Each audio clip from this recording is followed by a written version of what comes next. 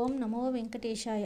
ఈ సంవత్సరం వైకుంఠ దర్శనానికి సామాన్య భక్తులకు పెద్దపీట వేసింది టీటీడీ. గత ఏడాదిలో తొక్కిసలాటలో భక్తులు ఇబ్బంది పడిన కారణంగా ఈ నిర్ణయం తీసుకుంది. ఈ సంవత్సరం వైకుంఠ దర్శన టికెట్లు ఆన్లైన్లో ఇవ్వాలని టీటీడీ బోర్డు నిర్ణయించింది. ప్రతి సంవత్సరంలానే ఈ సంవత్సరం కూడా 10 రోజులు వైకుంఠ ద్వార దర్శనం ఉంటుంది. ఈ సంవత్సరం వైకుంఠ ద్వార దర్శన తేదీలు 30వ తేదీ 12వ నెల 2025 నుంచి 8వ తేదీ 1వ నెల 2026 వరకు జరుగుతుంది.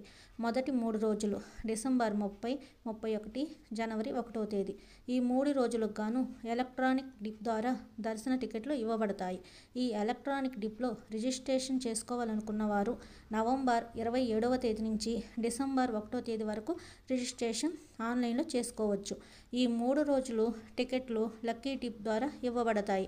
డిసెంబర్ 2వ తేదీ లక్కీ డిప్ ద్వారా దర్శన టికెట్లు జారీ చేస్తారు. జనవరి 2వ తేదీ నుంచి జనవరి 8వ తేదీ వరకు ₹300 టికెట్లు 15,000 చొప్పున, అలాగే శ్రీవాణి టికెట్లు రోజుకు 1000 చొప్పున ఆన్లైన్లో రిలీజ్ చేస్తారు.